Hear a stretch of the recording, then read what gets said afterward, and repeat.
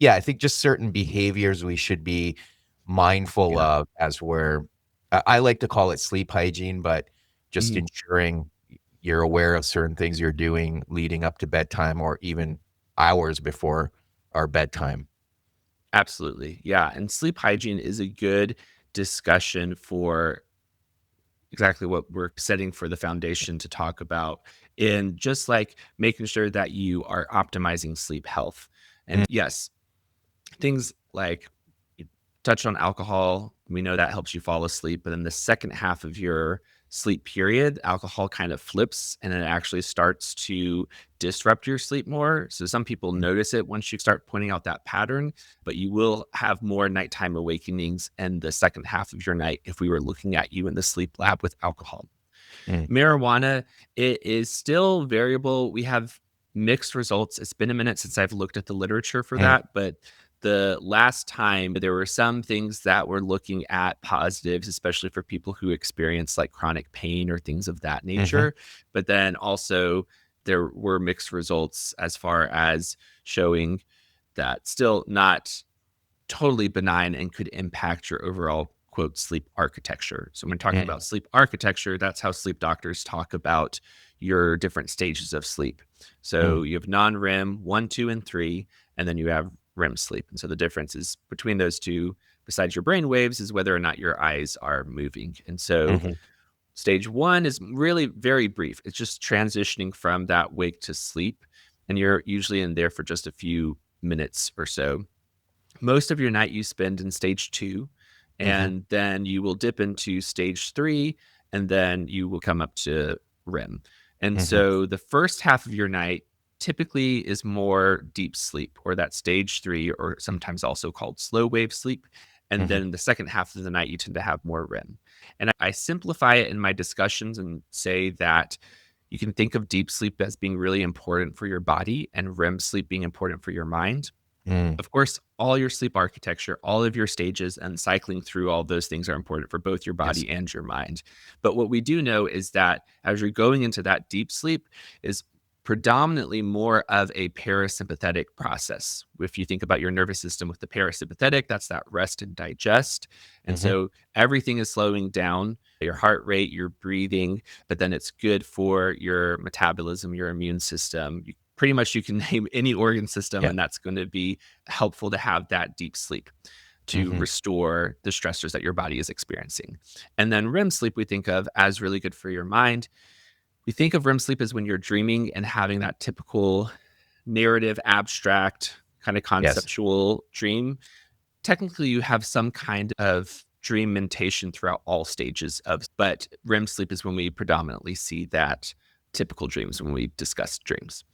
And so all that to say, any kind of substance there's intermittent research that's showing that marijuana use is going to impact your sleep architecture. And then also there's an array too. You have your users who are just doing like a little bit, and then someone who is like a heavy user. And so that's Mhm, going to be different as well. And so in general, I would say probably most sleep doctors are, if you are in the category of I'm an otherwise healthy person, I don't have a sleep disorder, I'm just trying to find things that are going to help support my sleep or support me to have good habits for my sleep, then usually most of us are going to say, don't add any supplement or any drug or anything like that. Like your body has what it needs to sleep. If anything, one of the biggest things, as you've already said, is light exposure and mm, screens. We mm, definitely, I think more and more people understand, yeah, I know screens are bad for me and the blue light and it's bad for my brain thinks that it's daytime. I actually hear that people just reporting that to me that they have read or line or online or seen or something like that. So I think that knowledge is out there in some ways. mhm, But what a lot of people don't think about is just any light at all. So just the light from your lights being on in your house. That is the mhm, strongest marker for your circadian rhythm that it's time to be awake. In mm, sleep medicine, we call those Zeitgebers, which is German for time giver. And so the main ones for that is light, social interaction, meal consumption, and physical activity are the biggest ones. mm.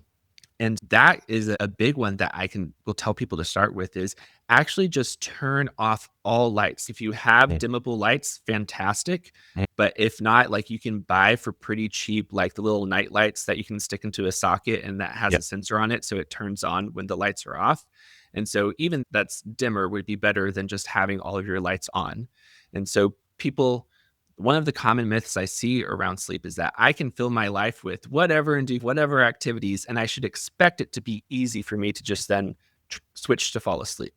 And Mhm, it's no, that's not how our bodies are created, and that you have to be enter into a time to transition to mm, fall asleep.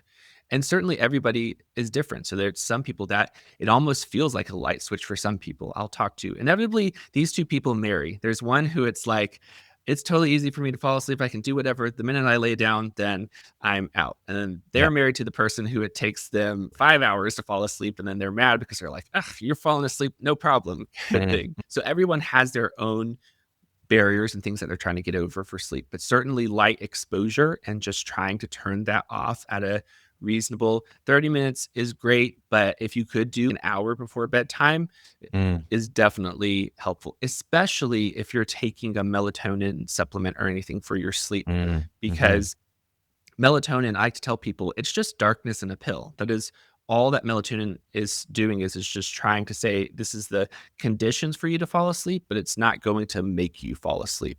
And right. especially if you take a melatonin, but then you're on your phone or your lights are on and stuff like that, you are severely diminishing the impact of that melatonin as well. Yeah. And then the last one you touched on too, the timing of your diet. It's funny if you go back to Plato and Hippocrates and all that, there's some real interesting things in regards to sleep because they're so in tuned with what the body's doing. And obviously, their ancient science is not quite as accurate as our descriptions of things today.